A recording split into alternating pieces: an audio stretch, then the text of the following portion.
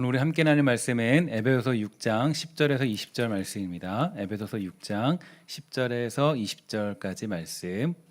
에베소서 6장 10절에서 20절까지 말씀. 한 절씩 교독하면서 읽도록 하겠습니다. 끝으로 너희가 주 안에서와 그 힘의 능력으로 강건하여지고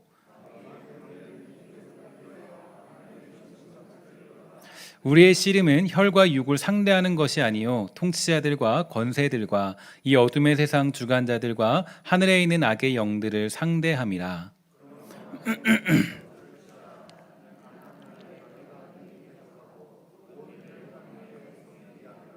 그런즉 서서 진리로 너희 허리띠를 띠고 의의 호심경을 붙이고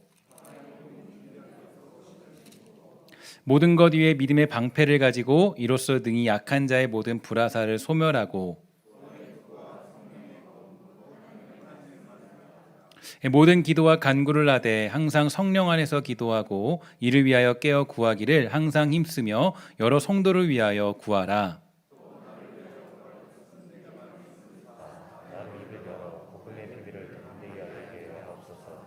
함께 있습니다. 이 일을 위하여 내가 쇠사슬에 매인 사신이 된 것은 나로 이 일에 당연히 할 말을 담대하게 하려 하심이라. 아멘.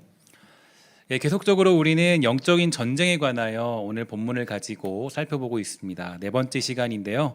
영적 전쟁에 관한 이야기들을 나누고 또 우리가 이제 이 시대를 어떻게 분석하고 이겨낼 수 있을까에 대해서 함께 고민하고 또 묵상하고 결단하는 그런 시간이 되기를 주의 이름으로 부탁을 드리겠습니다. 지난주까지 우리가 이제 살펴봤던 것은 영적인 존재가 실제하고 또 그들은 여전히 우리를 공격하고 있다라는 것을 살펴보게 되었는데 사실 우리의 지혜로 그 악한 자를 이기는 것은 불가능합니다. 그래서 악한 영들을 이기는 것은 내 힘과 능력으로 이기는 것은 불가능하기 때문에 우리가 여기서 이제 많은 생각을 해야 되고요.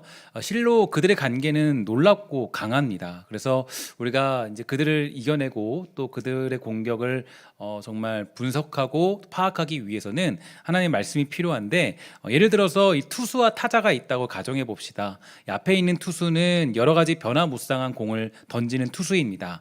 그러한 공을 접하는 타자는요, 이 투수의 공을 치는 것이 무척이나 어렵겠죠. 마귀의 공격이 그렇습니다. 그들은 우리의 힘으로는 칠 수 없는 그런 공들을 던집니다. 그래서 늘 우리가 마귀의 관계에 끌려다니는 것이고 그들이 우리를 속이려 할 때 우리가 속아 넘어가는 것도 그 이유가 거기에 담겨져 있습니다. 그러면 그 공을 칠 수 있는 방법은 어떤 걸까요? 그 아주 강력한 타자가 던지는 공을 칠 수 있는 방법은 바로 우리 하나님의 지혜로 하나님의 뜻을 따를 때 하나님과 함께 할 때 그분이 바로 우리가 칠 수 있게 만드시고 그 공을 치면은 우리가 홈런처럼 그렇게 홈런을 칠 수 있는 아주 놀라운 복들이 임할 수 있게 되는 거죠. 그리스도는 마귀의 싸움에서 단 한 번도 진 적이 없는 분이십니다. 그러므로 누구든지 이 싸움에서 우리가 지혜를 구해야 되는 이유가 있는데 주의 말씀은 내 발의 등이요 내 길의 빛이니이다라는 말씀처럼 우리가 이 말씀을 볼 때 사단이 어떻게 공격해 들어오는지 또 믿음의 사람들과 예수님은 어떻게 그 사단의 공격을 이기셨는지에 대해서 말씀을 볼 때마다 우리 깨달을 수 있게 됩니다. 그래서 사도는 이 사단의 관계에 대항하기 위하여서 우리가 가져야 될 태도에 다음과 같이 이야기합니다. 대적하기 위하여 이렇게 지칭하고 있는데요. 다시 말해서 이 관계를 가지고 나오는 이 마귀들과의 싸움에서 하나님 자녀들의 태도는 바로 맞서야 한다는 겁니다. 그러니까 우리가 그 사단이 공격하고 악한 자의 관계가 우리를 치고 들어올 때 그때 우리가 맞서 싸워야 되는 것, 이게 우리가 취해야 될 자세가 되는 거죠. 특히 관계란 간사한 꾀를 의미합니다. 그래서 그들이 그저 우리에게 강력하게 무섭게 어떤 우는 사자처럼 우리를 공격하는 것이 아니라 때로는 매우 고요하게 치밀하게 아무도 알지 못하게 슬그머니 자기를 위장하여 우리를 공격하는 존재가 사단이고 또 그들의 공격 방법입니다. 그러므로 우리는 이러한 관계를 분석하지 않고는 우리가 그들의 공격에 쉽게 무너질 수밖에 없음을 기억해야 합니다. 심지어 예수님에게 접근할 때도요, 사단은 이렇게 접근했습니다. 마가복음 5장 7절과 8절인데요. 그가 멀리서 예수를 보고 달려와 절하며 큰 소리로 부르짖어 가로되 지극히 높으신 하나님의 아들 예수여 나와 당신과 무슨 상관이 있나이까 원컨대 하나님 앞에 맹세하고 나를 괴롭게 마옵소서 하니 이는 이미 예수께서 저에게 이르시기를 더러운 귀신아 그 사람에게서 나오라 하셨음이라. 이렇게 주님 명령하셨어요. 그러니까 예수님께 간청하기도 하는 모습도 볼 수 있고요. 또 예수님을 향하여서 아주 이 간사한 언어로 예수님을 높이는 것도 볼 수가 있게 됩니다. 그러니까 이 마귀가 그냥 이 우리를 무섭게 공격하고 우리를 그냥 뭐 아주 두렵게 만들고 이런 식으로 공격하는 게 아니라 아주 슬그머니 아주 우리를 칭찬하는 것처럼 보이고 우리를 아주 지켜 세우면서 우리에게 찾아오는 것도 볼 수가 있게 됩니다. 또한 사도행전 16장 16절과 18절을 보면요, 이 바울이 지나갈 때 점치는 귀신 들린 여종 하나가 이 바울을 쫓아다니면서 소리를 지르면서 이렇게 말하죠. 지극히 높은 하나님의 종으로 구원의 길을 너에게 전하는 자다. 이렇게 이야기를 해요. 그러니까 이게 귀신들이 하는 행동입니다. 그러니까 귀신들이 아주 이 행동을 할 때 우리들을 아주 현혹시키고 또 우리들에 대해서 여러 가지 어떤 언어들을 사용해서 우리를 혼란스럽게 만드는 거예요. 그래서 이때 바울이 선택한 것은 단 한 가지였습니다. 예수 그리스도의 이름으로 내가 내게 명하노니 그에게서 나오라. 이렇게 선포하셨죠. 그러니까 마귀는 우리에게 접근할 때 무섭고 소름 끼치고 두렵게 접근하는 것이 아니라 너무나 치밀한 방법으로 접근하고 슬그머니 우리의 한 마음을 차지해 버립니다. 그러니까 이게 이 사단의 공격이 그래서 무서운 거예요. 그냥 매번 똑같이 매번 비슷하게 매번 어떤 그런 두렵게 아주 강하게 이렇게 우리를 찾아오는 것이 아니라 우리의 마음에 슬그머니 찾아와서 우리를 아주 이제 위장하여서 자기의 관계로 우리를 장악해 버리려고 하는 존재가 악한 자들이 가진 특징이겠죠. 이러한 예가 느헤미야에서 보면 잘 나타나고 있는데요. 제가 한번 이 말씀을 한번 찾아보고 읽어보도록 하겠습니다. 느헤미야 13장 5절부터 9절인데 쉬운 성경으로 제가 좀 해석하려고 그래요. 한번 잘 보십시오. 엘리야십은 도비아가 큰 창고 가운데 하나를 쓰도록 허락했습니다. 그 방은 성전에서 쓸 곡식 제물과 향과 그릇과 곡식의 11조와 포도주와 기름을 보관하던 곳입니다. 그 물건들은 레위 사람과 노래하는 사람과 문지기들의 것이고 제사장에게 주는 예물로 쓰였습니다. 그 일이 일어났을 때 나는 예루살렘에 없었습니다. 나는 바빌론 왕 아닥사스다에게 돌아가 있었습니다. 내가 왕에게 돌아간 때에는 그가 왕으로 있은 지 30년이 되는 해입니다. 얼마 뒤에 나는 왕에게 예루살렘으로 돌아가게 해달라고 말했습니다. 나는 예루살렘으로 돌아왔습니다. 돌아와서야 엘리야십이 저지른 나쁜 짓에 대해 알게 되었습니다. 엘리야십은 도비아에게 성전 뜰에 있는 방 하나를 내어준 것입니다. 나는 너무나 화가 났습니다. 나는 도비아의 물건을 모두 방 밖으로 내던지고 사람들을 시켜 그 방을 깨끗이 하도록 했습니다. 그런 다음에 하나님의 성전에서 쓸 그릇들과 곡식 제물과 향을 다시 들여 놓았습니다. 이렇게 얘기해요. 그러니까 이 지금 상황이 어떤 내용이냐면 이 느헤미야에게 아주 충격적인 일이 벌어진 거예요. 어떤 일이 벌어졌느냐? 그러니까 자신이 잠깐 성전을 비웠던 사이, 그러니까 그 지도자의 자리를 떠나서 잠깐 이제 그 다시 돌아갔을 때 그때 성전 중에서 가장 좋은 자리를 비워서 이방 사람이 거할 수 있도록 그 당시에 이 아주 이스라엘 백성들과 이제 그 아주 반대적인 세력이죠. 그 세력들 또 이제 그런 이 물질적인 아주 그런 패권을 쥐고 있는 그런 세력들이 그 하나님의 성전에 거할 수 있도록 아주 중요한 자리를 비워서 그 자리를 마련해서 거기에 거할 수 있도록 허락해 준 거예요. 그러니까 여러분 이게 굉장히 우리에게는 있을 수 없는 일이죠. 그러니까 뭐 우리말로 하면 좋은 게 좋은 거니까 이렇게랑 똑같아요. 삼교육관을 싹 다 비워놓고 거기에 무당이 살 수 있도록 해준 겁니다. 똑같은 얘기예요. 그러니까 지금 그런 일이 벌어진 거예요. 근데 아주 슬그머니 그 자리에 들어왔기 때문에 당연한 듯이 들어왔기 때문에 그 당시에 그 백성들이 거기에 대한 심각한 문제들을 인지하지 못했어요. 아주 쉽게 그 자리를 내어주게 된 거죠. 그러니까 느헤미야가 오자마자 어떻게 합니까? 그것을 전부 다 뒤엎어 버리고 다시 그곳을 정결하게 하고 성전에서 쓸 그릇들과 곡식 제물과 향을 다시 드러놓게 됩니다. 그렇게 도비아를 필두로 한 이방 사람들이 슬그머니 가장 중요한 자리를 차지해 버렸어요. 그러니까 저는 이러한 모습들이 사실 우리의 영적 전쟁과 매우 유사하다라고 생각이 듭니다. 그래서 어떤 사람은 예수를 믿고 있기는 하지만 은근히 슬그머니 마음 한켠에 이 귀신들에게 현혹되어서 자기 자리를 내어주는 사람들이 있다라는 거죠. 그러니까 아주 슬그머니 자기의 자리를 내서 그것들을 악한 영들에게 내어주는 사람들이 있다라는 거예요. 중요한 것은 그러한 존재가 이 마음속에, 이 충만한 마음속에 들어오도록 하기 위해서는 어떻게 해야 돼요? 바로 도비아가 거하던 곳은요, 원래 성전에서 쓸 곡식 제물과 향과 그릇과 곡식의 11조와 포도주와 기름을 보관하던 곳이었어요. 근데 그 악한 자들이 그 안에 거하도록 하기 위해서는 뭘 해야 돼요? 거룩한 물품들을 버려야 돼요. 그러니까 이 얘기는 이 악한 영들이 우리 안에 들어오고 우리를 공격할 때, 그때 우리가 무서운 것은 우리의 거룩한 것을 내어놓아야 그들이 그 안에 거한다는 거예요. 그러니까 이게 정말 여러분 무서운 얘기죠. 그러니까 그들이 정말 무서운 얘기는 우리가 거룩한 것을 버려야, 그러니까 주님 사랑하는 마음을 3분의 1은 버려야 그들에게 장악당한다는 거예요. 그러니까 여러분, 우리가 이 땅을 살아갈 때 악한 영들의 공격이 무서운 것은 여러분들의 거룩한 것을 버리도록 만든다는 거죠. 충만하지 못하도록 만들어요. 우리 안에 거룩함이 가득 차야 되는데 그 안에 악한 우상들이 가득하려면 그 거룩함을 버려야 됩니다. 쉽게 표현해서 하나님과의 시간을 버려야 돼요. 그렇지 않으면은 우리가 살 수 없죠. 그런 문제가 생기는 거죠. 그리고 하나님과의 관계를 버려야 돼요. 하나님과의 약속을 버려야 돼요. 그래야 그곳에 악한 우상들이 채워지기 때문에 무서운 것입니다.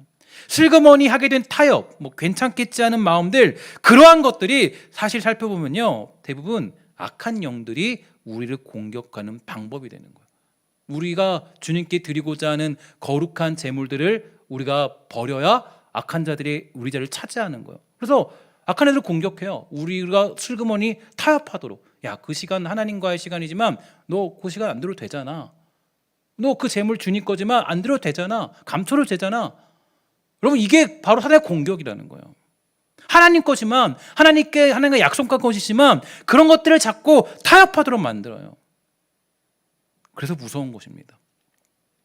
슬그머니 하게 된 타협, 괜찮겠지 하겠다는 마음들, 그러한 것들이 사실 살펴보면요, 악한 영들이 하는 짓들이라는 거죠.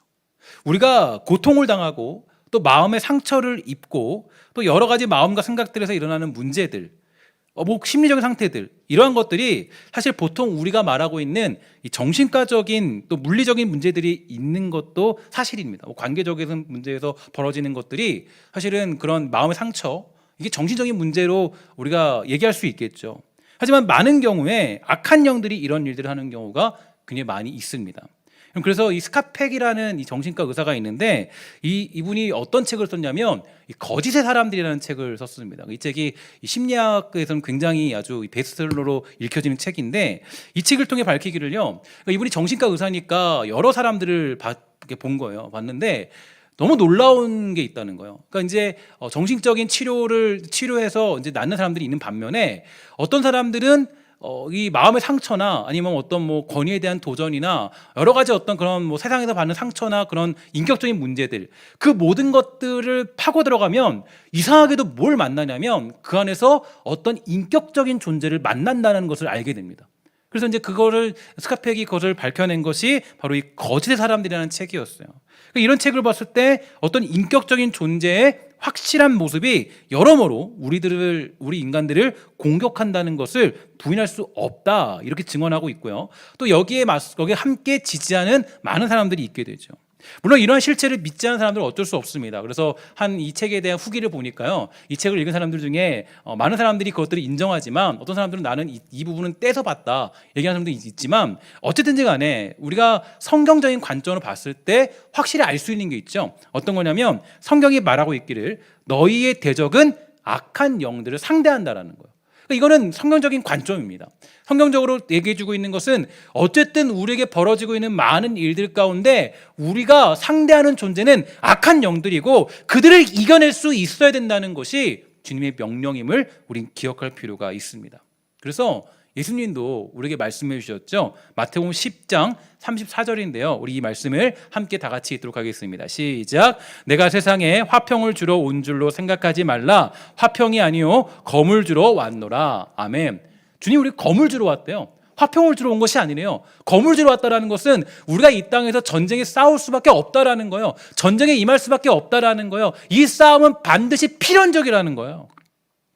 검을 가지고 싸워야 한다는 것을 말해줍니다. 우리는 그들의 공격을 분석하고 파쇄시켜야 돼요.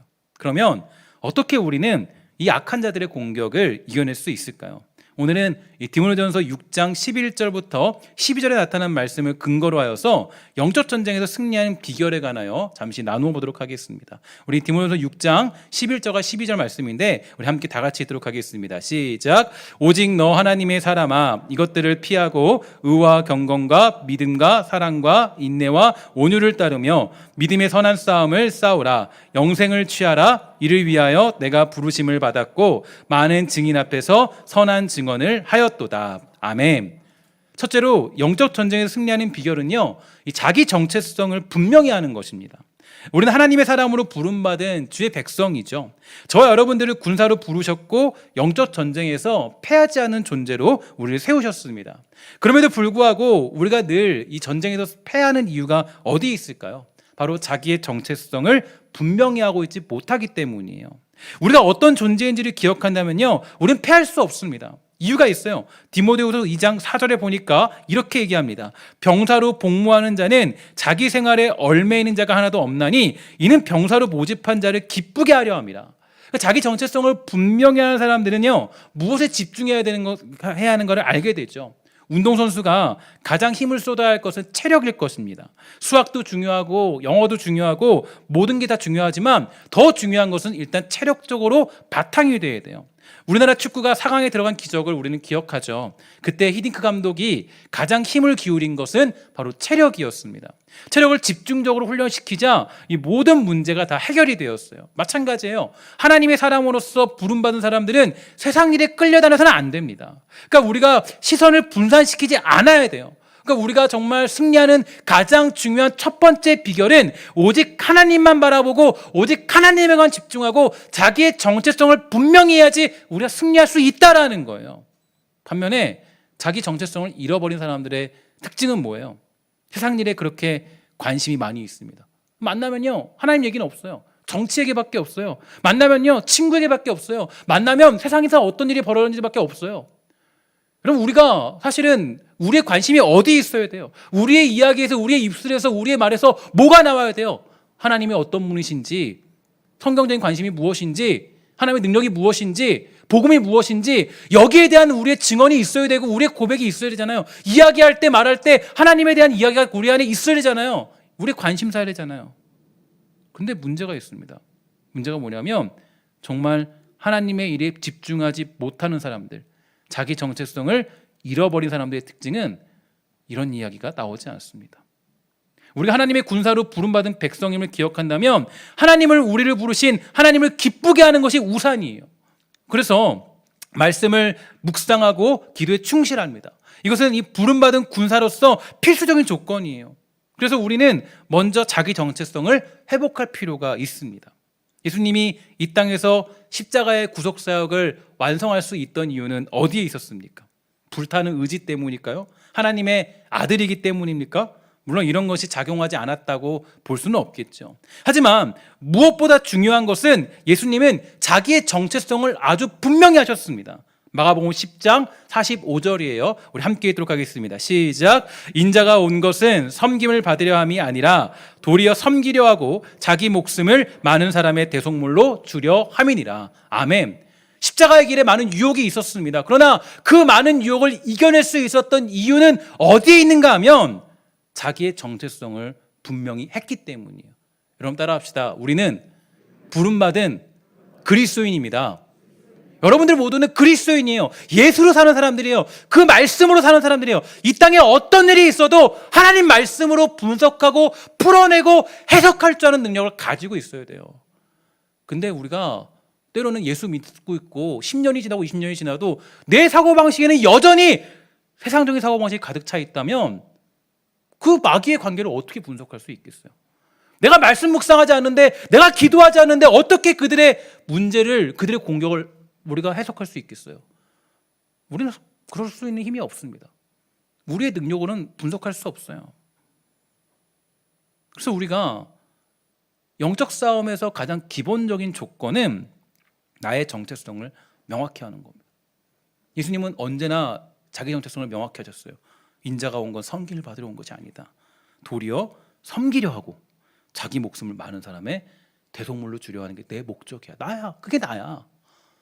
여러분들과 저는 예수 그리스도로 사는 사람들이에요. 말씀으로 사는 사람들이에요. 그런데 일주일에 한 번도 말씀 보지 않으면 여러분 반성하셔야 돼요. 이길 수 없어요. 공격을 받아낼 수 없어요. 어떻게 내가 이겨낼 수 있습니까? 기도하지 않은데 어떻게 내가 그리스도인의 정체성을 가지고 살아갈 수 있겠어요? 이 혼탁한 세상 가운데 예수님의 승리, 그 구속의 완성은 바로 자기 정체성에 있었습니다. 내가 누구인지 명확히 하는. 아침마다 여러분 기억하셔야 돼요. 나는 그리스도인이다. 나는 예수 믿는 사람이다. 우리가 다 직분을 받고 있습니다. 많은 사람 직분을 갖고 있죠. 직분을 왜 받았습니까? 그 직분을 통해서 뭘 하라는 거예요? 내가 누군지 알으라는 거예요. 내가 누구에게 이 직분을 받았는지를 깨달으라는 거예요.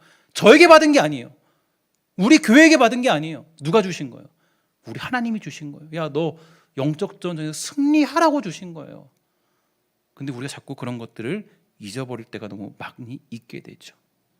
그래서 어떤 문제가 있고 유혹이 있고 마음을 흔드는 일들은요, 피할 수 없습니다. 그러나 그러한 일들을 이기는 방법은 바로 자기의 정체성을 명확히 하는 것입니다. 오늘 우리 모두가 하나님의 사람으로 또한 군사로 부름받았음을 기억하시고 늘 승리하는 싸움을 하는 저와 여러분 되기를 주의 이름으로 간절히 부탁을 드리겠습니다. 두 번째 승리 비결은요, 피해야 할 것은 피할 줄 알아야 됩니다. 디모데후서 6장 3절부터 5절인데요. 좀 긴 말씀이지만 우리 다 따라서 함께 읽도록 하겠습니다.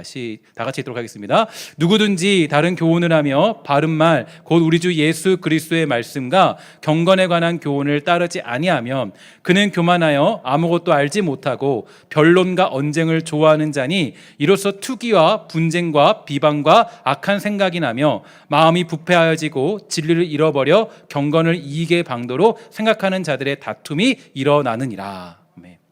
사실 여기서 다른 교훈은요, 그저 이론적인 이단들의 가르침을 말하고 있지 않고요, 앞뒤 문맥을 봤을 때 행위적인 문제에 대하여 바울이 언급하고 있는 겁니다. 그러니까 즉 예수님이 가르쳐 주신 행위가 아닌 다른 행위들을 추구하는 가장 근접적인 예로 1절과 2절을 보면 그 일들에 관하여 이렇게 표현해요. 쉬운 성경인데 이렇게 표현하고 있습니다.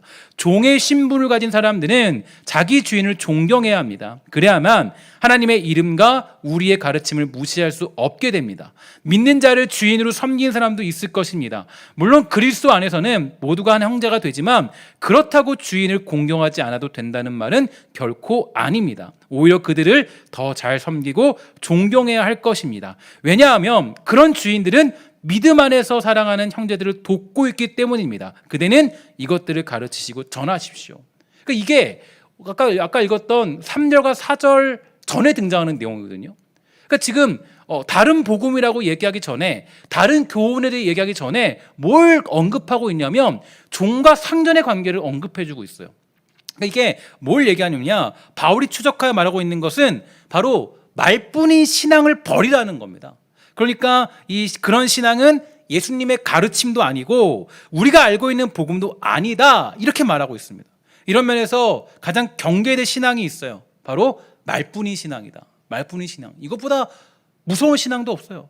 그러니까 말로는 사랑을 말하지만 사랑이 전혀 없습니다. 말로는 신앙생활을 잘하는 것처럼 보여도 행하지 않으면 바울이 뭐라고 그러는 거예요? 그거는 다른 복음이래요. 말로는 하지만 행함이 없으면 다른 복음이네요. 특히 요즘 이 시대 속에 우리에게 요구되는 건 바로 행동하는 신앙이죠.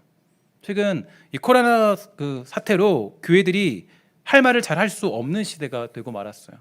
사실 따져보면요, 교회가 잘못한 게 있습니까? 언론에 나와서 이렇게 사실 그런 모습 없잖아요. 사람들은 그럼에도 불구하고 교회 가지 말아라, 무조건 잘못했다, 물론 그런 말에 다 귀 기울일 필요는 없습니다. 열심히 신앙생활하면 되지만 한 가지 기사에 달린 댓글이 제 눈을 멈추게 했어요. 금요일에도 또 잠깐 말씀을 드렸는데 이렇게 댓글이 있었습니다. 그동안 당신들이 잘했다면 이러지도 않는다. 기독교는 개혁이 필요할 때가 되었다. 제가 근데 이 댓글들을 막 보면서 다른 댓글들은 다 무시했는데 이 글은 제가 그냥 못 넘어가겠더라고요. 그 뉴스를 보면서, 기사를 보면서 그렇게 써 있어요. 당신들이 잘했다면 이러지도 않았다. 기독교는 개혁이 필요할 때가 되었다. 제가 이 문장을 보면서 많은 생각에 잠겼습니다. 이 문장을 보는데 그냥 왠지 모르게 불쑥 제 마음속에 이 속상한 마음이 들었고요. 그냥 마음 아픈 그냥 심정이 들었어요. 기독교는 어떤 종교입니까? 사랑의 종교죠. 근데 요즘에 우리 안에 어떻습니까? 정말 사랑이 있습니까? 질문을 해보자는 거, 제가 여러분들에게 뭐 정죄하고자 하는 게 아니라 마음속에 질문해보자는 거. 여러분들이 한번 생각을 해보세요. 우리가 기독교는 사랑의 종교입니다. 근데 정말 우리가 우리 교회 안에서 사랑을 행하고 있습니까? 아니, 사회에서 사랑을 행하고 있습니까? 기독교는 희생의 종교래요. 희생이 있습니까? 기독교는 섬김의 종교래요. 근데 섬김이 없고 사랑이 없고 희생이 없으면, 그게 말뿐이면 바울은 얘기해요. 야, 그거 다른 복음이야. 말만 있는 복음은 없어. 사랑을 말하면 사랑이 없으면 그건 또 다른 복음이야. 저는 근데 이 얘기가 굉장히 제 마음속에 좀 많이 다가왔어요. 아니, 정말 그렇구나. 그냥 정말 이 디모데의 이야기가, 또 디모데를 향한 이 사도 바울의 메시지가 굉장히 제 마음속에 많이 다가왔습니다. 상전이 종을 섬기고 종이 상전을 섬기는 기적이 일어나는 능력이 바로 복음이에요. 근데 내가 상전됐다고 갑질하고 있고, 소위 말해서 내가 정말로 뭐 종인데 막 상전 욕하고 있고, 그러면 너 다른 복음하고 있다는 거예요. 우리가 바로 이런 사실들에 사도 바울이 아주 경계하면서 경고하면서 이야기하고 있음을 기억할 필요가 있습니다. 이런 기적이나 능력이 나타나지 않으면 그것은 다른 복음이라고 바울이 말하고 있다라는 거죠. 그래서 6장 4절을 보면요, 바울이 이렇게 얘기합니다. 그리스도의 가르침을 바로 전하지 않는 사람은 교만하며 아무것도 알지 못하고 말싸움과 변론을 일삼는 사람입니다. 이런 일은 시기와 다툼과 모욕과 서로에 대한 의심만 가져올 따름입니다. 그러니까 여러분, 교만한 사람의 특징이 뭐냐면 말싸움과 변론을 일삼죠. 이런 일은 뭐예요? 시기와 다툼과 모욕과 서로에 대한 의심만 가져올 따름인데, 이런 사람들이 곧 그리스도의 가르침을 바르게 전하지 않는 사람들의 특징, 즉 다른 교훈, 다른 복음을 가지고 있는 사람들의 모습이라는 거예요. 이게 여러분 우리에게 굉장히 무서운 도전이에요. 그러니까 사단이 자꾸 우리를 어떻게 종용하냐면 말뿐인 신앙으로 만들게 해요. 행동하지 않도록 해요. 사랑 추구해. 근데 사랑 없어도 돼. 너가 무슨 사랑을 하니? 희생, 그래 희생 얘기해. 근데 희생 안 해도 돼. 섬김? 그래 그거 좋은 거지. 근데 너 섬기지 않아도 돼.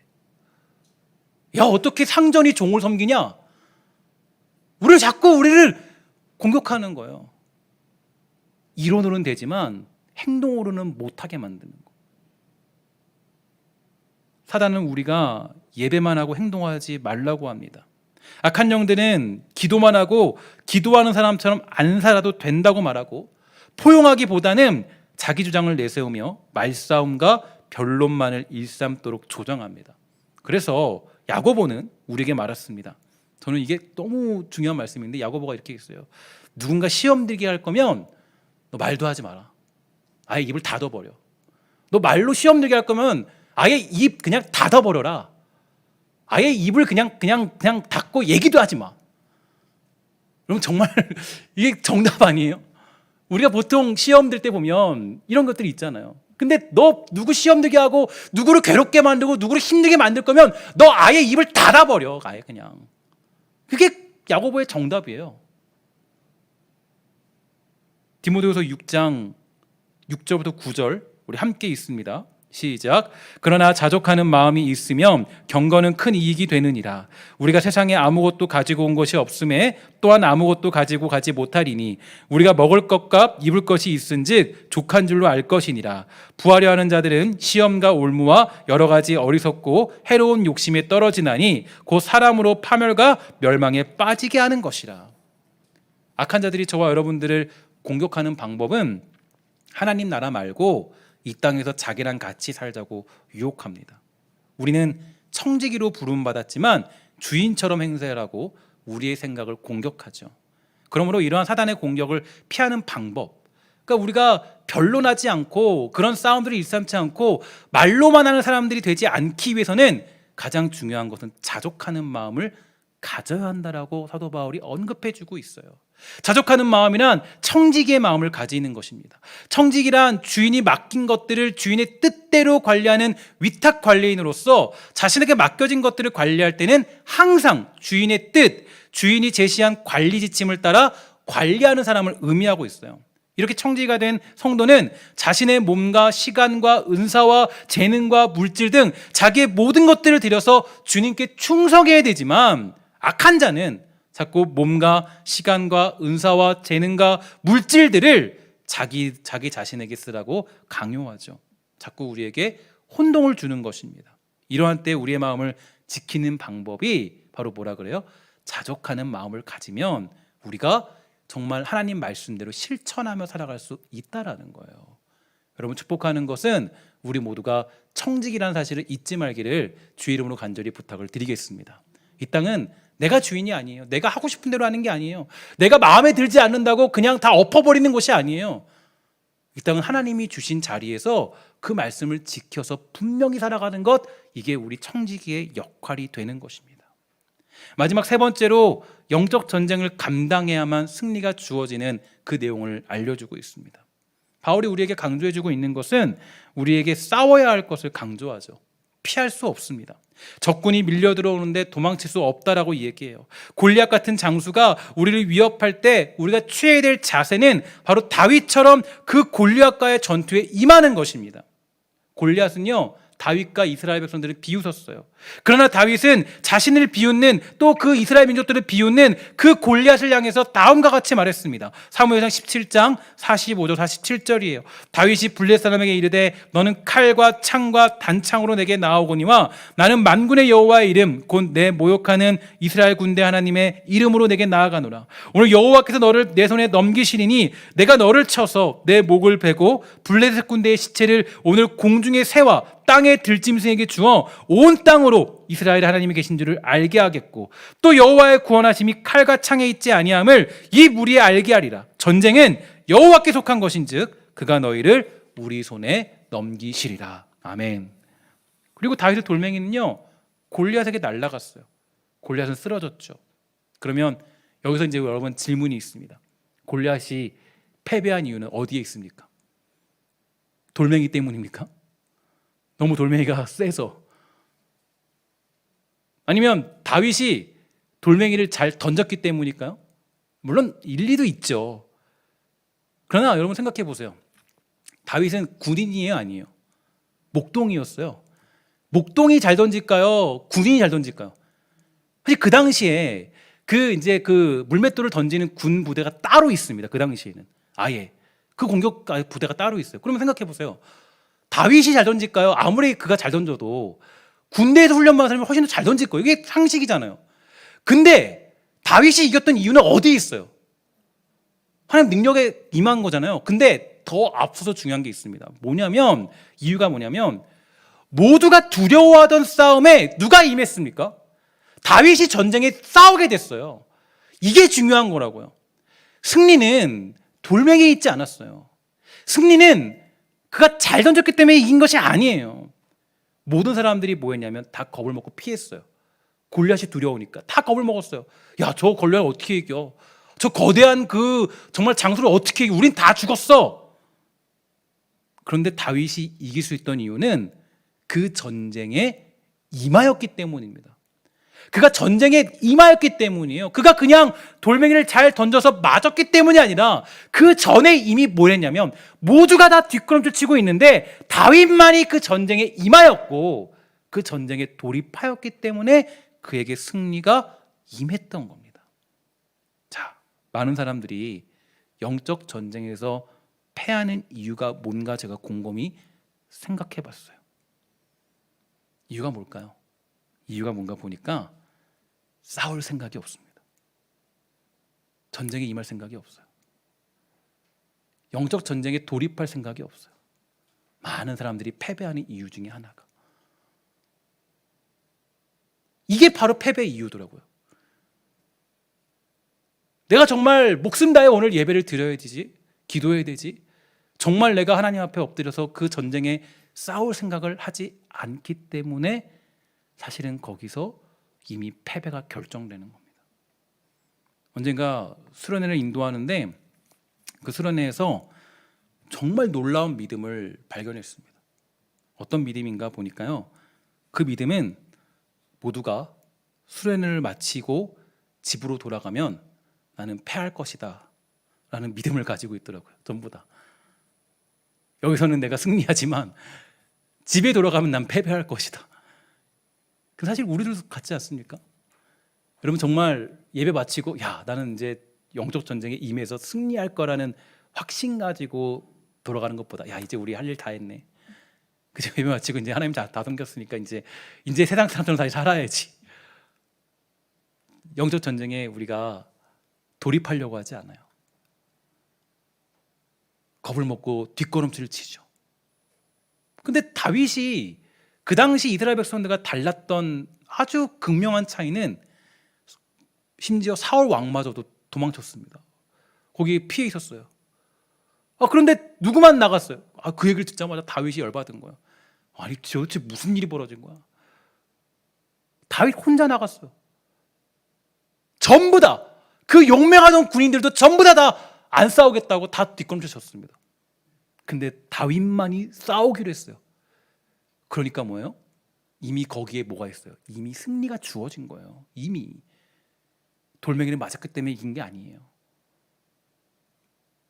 하나님께서 이스라엘 백성들을 가나안 땅으로 보내시겠다라고 약속하십니다. 그러면 그 사실을 믿고 가나안 땅으로 진격하고 달려가면 되죠. 그런데 항상 문제가 터질 때마다 이스라엘 백성들이 고치지 못하는 고질병이 있습니다. 그들이 왜 여러분 가나안 땅에 들어가지 못하고 40년 동안 광야에 머무는지 아십니까? 그들이 늘 하는 말이 있어요. 뭐라고 하는지 아세요? 일이 터지면 늘 얘기해요. 애굽으로 돌아가자. 애굽대가 더 낫다. 그러니까 하나님이 안 들어보내주세요. 들어보내주지 않으세요. 일만 있으면은 애굽으로 돌아가자. 애굽으로 돌아가자. 소위 말해서 노예 근성을 버리지 못한 겁니다. 승리할 수 있는 자신감이 없던 거예요. 영적 전쟁에 돌입할 수 있는 그 모습을 그들에겐 보지 못했던 것입니다. 그러니까 하나님이 그들을 가나안 땅에 들어보내지 않은 거예요. 반면에 가나안 땅에 들어가는 사람들의 특징은 뭡니까? 전쟁에 싸울 때, 전쟁에 임하게 될 땅을 차지할 때 그들이 도망친 적이 있습니까? 없어요. 딱 한 군데 있죠. 어디입니까? 헤브론 땅을 차지하려고 할 때. 그때 다 도망쳤어요. 그때 다들 우리 못 싸우겠다. 왜냐? 거기에 누가 있으니까. 아주 기골이 장대하고 골리앗의 그 선조들, 그들이 있기 때문에 너무 무섭다. 너무 강해. 근데 그때 그 땅을 차지한 사람이 누굽니까? 갈렙이죠. 갈렙 뭐라 그래요? 주님께서 약속하신 이 땅을 제가 차지하겠습니다라고 그 전쟁에 임하였고, 그리고 그 땅을 차지한 사람이 누구예요? 갈렙이었어요. 여러분, 이게 중요한 겁니다. 우리가 하나님의 능력을 경험하는 사람들의 특징, 그 전쟁에 승리하는 비결의 그 가장 중요한 메시지는 우리가 노예 근성을 버리고 패배의식을 버리고 어디로 들어가야 돼요? 승리한다는 확신을 가지고 영적 전쟁에 임해야 돼요. 그렇게 될 때 뭐가 있어요? 저와 여러분들을 영적 전쟁에서 승리하는 주의 군사로 만들 줄 믿습니다. 이게 우리가 승리하는 아주 중요한 방법이에요. 그래서 그리스도인이 영적 전쟁에 승리하는 가장 중요한 비결은 바로 전쟁에 임하는 것입니다. 승리는 내가 만드는 것이 아니에요. 영적 전쟁은 내 힘으로 이기는 것이 아니라 오직 주 예수 그리스도의 힘으로 이기는 줄 믿습니다. 그래서 우리는 전쟁에 임할 자세가 되어 있으면 우리 승리가 임하게 되는 거예요. 언젠가 첫째 딸이 어렸을 때 제가 이제 그 여름 바다를 데려간 적이 있어요. 여러분 바다 가면 좋잖아요, 그죠? 데려간 적이 있습니다. 저는 딸을 너무 사랑하니까 딸이 위험에 처하지 않도록 만반의 준비를 다 했습니다. 그래서 그 딸에게 아주 좋은 구명조끼 뭐 좋아봤자 뭐 어느 정도겠지만 괜찮은 구명조끼를 사줬고 다 입혔어요. 팔에다가 튜브도 껴줬습니다. 그리고 또 배에다가 튜브를 낄 수 있는 것도 사줬어요. 제 딸은 이제 바다 한가운데 던져도 10일은 할 수 있도록 어느 정도 할 수 있도록 그리고 걔는 이제 절대 빠져 죽지 않아요. 아무리 던져도. 근데 그 제 딸이 너무나도 놀라운 것은 구명조끼를 입고 옆에는 튜브를 끼고 팔에는 아주 강력한 그 안전장치를 끼고 모래놀이를 시작합니다. 바다에 못 들어간 거예요. 들어갈 수가 없어요. 생각해 보세요. 구명조끼를 입고 튜브를 끼고 그리고 모래놀이 하라고 제가 사준 거 아니죠, 그죠? 어디 들어가라 그러는 거예요? 바다에 들어가서 함께 즐겁게 놀아봐라. 사실 우리가 그런 것 같아요. 하나님 다 줬어요. 승리하는 방법 다 줬어요. 야, 마귀들 공격하는 거, 야 여기 보면 성경 보면 다 나오잖아. 그들 본 거 다 나오잖아. 죽어라고 성경 묵상하고 사랑하고 안 되면 필사도 하고 읽고 큐티하고 묵상하고 그러면 다 분석할 수 있잖아. 그래 힘 없니? 그래 내가 그러면 힘 줄게. 우리 연약한 자들마다 성령님이 도우신다고 했죠. 그럼 기도하면 되잖아. 그럼 내가 이길 수 있게 해줄게. 근데 우리가 뭘 하라는 거예요? 다 받았는데 전신갑주를 다 받았는데 다 우린 주셨는데 우리가 어디에 안 가요? 전쟁터에 안 가요. 싸우러 안 가요. 준비하지 않아요. 여기서 바로 우리의 패배가 이미 결정되어 있는 겁니다. 여러분 승리는요 내가 막 기도를 많이 했다고 주어진 게 사실 아니에요. 내가 엄청나게 막 어떤 막 신앙생활을 오래 했다고 주어지는 게 아니에요. 이미 승리는 주어진 겁니다. 이미 승리는 주어진 거예요. 다만 우리가 뭘 못 느끼는 거예요. 사단이 공격하는 거. 아예 싸울 수 없게. 아예 나올 수도 없게. 야, 내가 얼마나 강한지 아냐? 네가 감히 나랑 어떻게 싸우려고 그래? 아예 우리가 성경 묵상 못 하도록 만들어요. 이상하게 수요 예배, 이렇게 예배 시간 있으면 약속들이 많아져요. 제가 사실 그 지난번에 어떤 분하고 식사를 하는데 어떤 분이 식사를 다 울어요. 왜 우시냐고. 수요 예배에 사람들이 없어서 운대요. 수요 예배 사람들이 없어서 운대요. 펑펑 울어요. 여러분 너무 저는 깜짝 놀랐어요. 아, 이런 분들이 계시구나. 근데 이상해요. 사단이 예배드리는 시간만 되면 다른 거 만들어줘요. 우리가 필사적으로 안 하려고 그래요. 갑자기 코로나가 두려워져요. 교회 오는 게 너무 두려워요. 기사가 막 펑펑 터져요. 그죠? 이상해요. 토요일만 되면 주일만 되면 막 뭐 교회가 어쩌느니 막 얘기해요. 뭐 우리 협박해요. 막 야 어떻게 너 근데 제가 보니까 이런 것들을 우리가 전쟁에 임할 생각을 안 해요. 너무 쉽게 내어줘요. 야 네가 어떻게 예배할 수 있냐? 너 어떻게 뭘 할 수 있어? 아예 나오지도 마. 근데 다윗이 이겼던 이유는 어디에 있습니까? 그냥 전진한 거예요. 그냥 몰라. 뭐 내가 하나님이 계시니까 내가 그냥 싸웠다. 그죠? 그러니까 뭐예요? 승리가 임한 거죠. 그러니까 이게 바로 승리예요. 이게 바로 승리라는 거예요. 저는 우리 정말 사랑하는 성도들이 정말 그냥 그 다윗과 골리앗 싸움에서 심지어는 사울 왕도 자기 갑옷 다 벗어버렸잖아요, 그죠? 안 싸우려고 그냥 다 그냥 없는 거예요, 그냥. 저는 그런 이스라엘 백성들이 되지 않기를 원하고 여러분들이 정말 모든 사람이 다 뒷걸음질 쳤을 때 하나님 제가 싸우겠습니다. 힘도 없지만 능력도 없지만 그러나 하나님 제가 그래도 전쟁에 임하여서 하나님이 주시는 승리를 제가 만끽하기를 소망합니다. 이런 간절함들이 여러분들과 저에게 있어야 되지 않겠습니까? 저는 우리 사랑하는 여러분들이 정말 이 땅을 살아갈 때 우리 갈렙처럼 주님 이 산지를 나에게 주시옵소서라고 고백하는 주의 백성 되기를 주의 이름으로 간절히 부탁을 드리겠습니다. 사랑하는 여러분, 영적 전쟁은 골리앗과 싸우는 겁니다. 골리앗과. 잘 기억하셔야 돼요. 개미와 싸우는 게 아니에요. 저기 뭐 기어다니는 뭐 미물과 싸우는 게 아니에요. 골리앗과 싸우는 거예요. 골리앗은 외형이 어떻습니까? 기골이 장대하고 무서워요. 두려워요. 예수 믿고 사는 거 여러분 힘들죠? 그죠? 교회 나오는 거 너무 어렵죠? 사람들 박수도 안 쳐주고 교회 간다 그러면은 거기 왜 나가냐고. 제가 2부 때도 설명했지만 요즘에 너무 깜짝 놀란 게 그 회사에서 각서를 쓴대요. 무슨 각서냐? 만약에 코로나 걸리면, 교회 갔다가 코로나 걸리면 그 모든 손해배상을 너에게 청구하겠다. 그러면 교회 가라. 그래서 각서 쓴대요. 그런 분들 여러분 혹시 있을지도 모르겠어요. 혹시 왜 식당 가서 걸릴 수도 있고 다 걸릴 수 있는데 왜 교회 갔다 온 걸로. 무서운 시대예요, 여러분. 그래서 지금 언급해 드리는 겁니다. 뭐라고 말씀드리냐? 우리의 싸움은 누구예요? 골리앗이요, 골리앗. 무서워요, 두려워요, 떨리는 거예요. 개미와 싸우는 게 아니에요. 그런데 여러분 잘 기억하세요. 그 골리앗을 이길 수 있는 방법은 두려움을 버리고 그와 맞서 싸우면, 맞서기만 하면, 거기에 여러분들이 전쟁에 임하기만 하면 하나님의 승리가 우리 주의 백성들에게 임할 줄 믿습니다. 여러분 두려워하지 마십시오. 한 주 동안 믿음 지키기에 한번 힘써 보세요. 정말 여러분 믿음 지키기 위해서, 주의 백성으로 살아가기 위해서 한번 임해 보세요. 그러면 하나님이 여러분들에게 승리의 축복을 허락해 줄 줄 믿습니다. 기도하도록 하겠습니다. 하나님 감사합니다.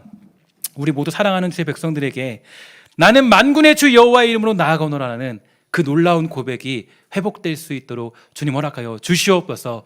우리가 지혜 있기 때문에, 내가 물맷돌을 잘 던지기 때문에 승리하는 것이 아니라 이미 우리 하나님이 승리를 허락해 주셨기 때문에 우리는 승리할 줄 믿습니다. 좀 지켜주셔서 우리 주의 백성들 모두가 그 승리의 기쁨들을 만끽하며 다음 주에는 정말 기쁨의 내용들을 고백하고 선포하는 주의 백성 되도록 주님 허락하여 주시옵소서. 모든 말씀 예수님의 이름으로 간절히 기도합니다. 아멘.